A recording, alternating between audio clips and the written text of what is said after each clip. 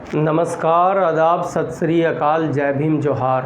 आपका बंदन, आपकी आरती। मैं एडवोकेट प्रवीण कुमार भारती। हम 90% आबादी डायमंड परिवार SC ST OBC माइनॉरिटी के चिंतक हैं। हम लोग लगातार इस बात का प्रयास कर रहे हैं कि इस देश की 90% आबादी आर्थिक रूप से मजबूत हो जाए, उनकी गरीबी, कमजोरी, लाचारी दूर हो जाए। क्योंकि आज जब इस गर्मी में हम क्षेत्र में घूमते हैं तो हमारे लोग गर्मी से झुलस रहे हैं, क्योंकि उनके छत पर टीन की चादरें हैं जो आग की तरह गर्म हो रही है। और मैं समझ सकता हूं कि उनकी स्थिति क्या है। इस गर्मी में उनके चेहरे काले हो रहे हैं। मैंने पूछा कई लोगों से कि आप पहले तो थोड़ा साफ दिखते थे, अब और काले हो गए। बोले कि बेटा, ये गर्मी के कारण हम झुलस रहे हैं।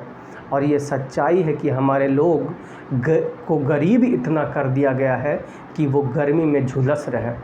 तब मैं आप लोगों से कहना चाहता हूँ कि जैसा कि मैंने थंबनेल में दिखाया आपको कि आम आदमी पार्टी जैसी राजनीतिक पार्टियां, जो एक मायावी राजनीतिक पार्टी और राजनीतिक नेता, जैसे वहाँ अरविंद केजरीवाल हैं, वो 3% बनियाओं का नेता हैं, दलितों और पिछड़ों का इस्तेमाल करते हैं अपने लोगों को जिताने के लिए, ताकि आने वाले समय में सारे जो दिल्ली का धन है यानी बजट है वो 10% सवर्णों के ऊपर उड़ाया जा सके।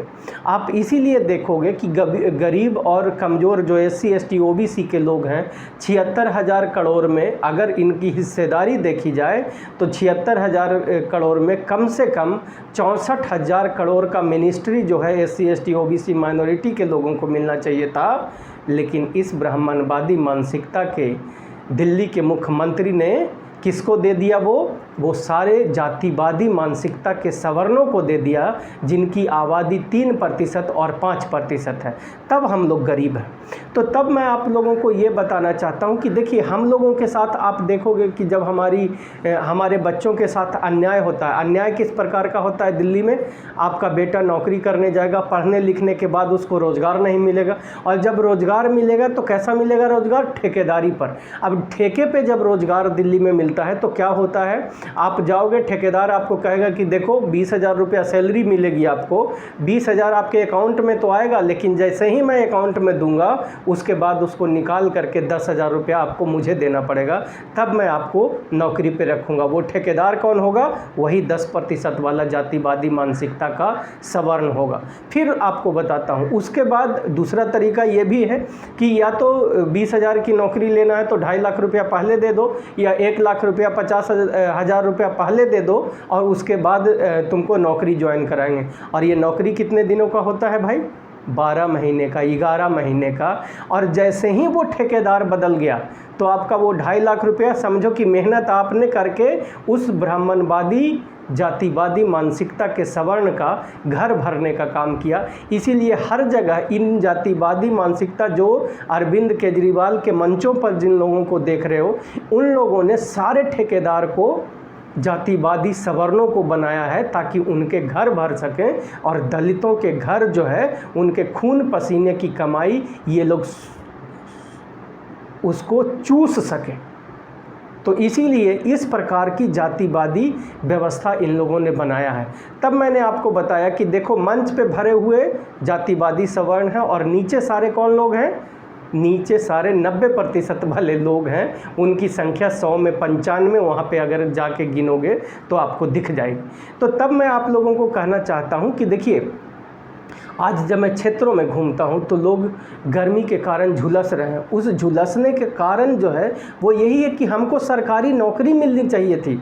हमारे सरकारी नौकरी को छीन करके किसको दे दिया गया? ठेकेदारी सवर्णों को, जातिवादी सवर्णों को दे दिया। और हमको कहा गया कि तुम बस में फ्री चलो। अरे बस में फ्री हम कहाँ जाएंगे?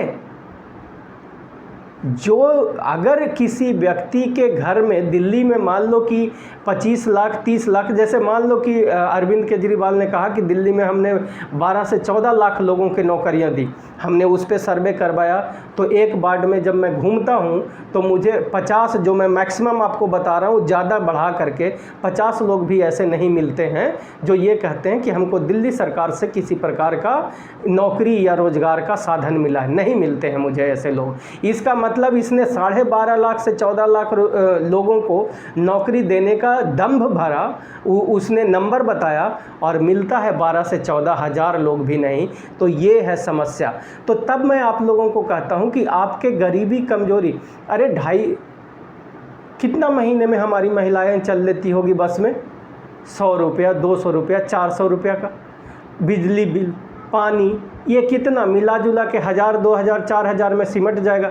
अगर वो हमारे बच्चों को नौकरी और रोजगार उसी पैसे का मिल जाता तो उसमें हमारे बच्चे कम से कम सैलरी, आज प्राइवेट में जो काम आप 20,000 में करते हो, सरकारी में उसी काम के लिए 50,000 की सैलरी मिलती है।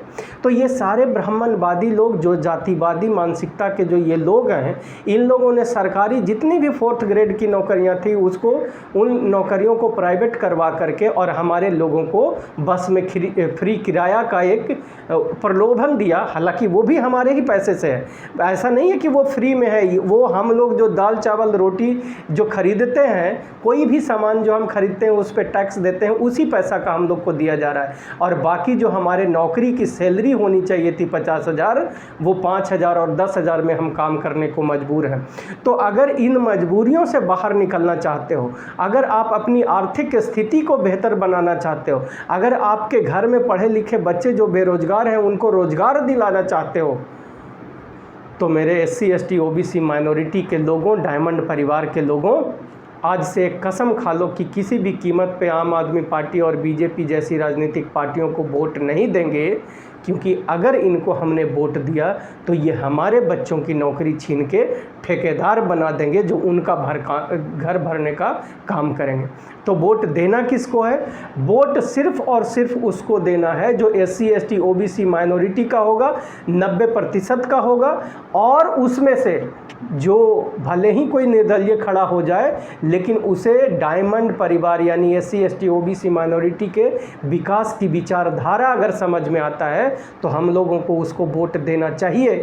क्योंकि जब वो हमारा जीत करके जाएगा तो हमारी आवाज़ उठाएगा, हमारे बच्चों को नौकरी और रोजगार मिलेगा, तब हमारी गरीबी दूर होगी और हमें इज्जत और मान सम्मान समाज में मिल पाएगा। जय भारत, जय संविधान। बात सही लगे तो चैनल को शेयर और सब्सक्राइब जरूर कीजिए।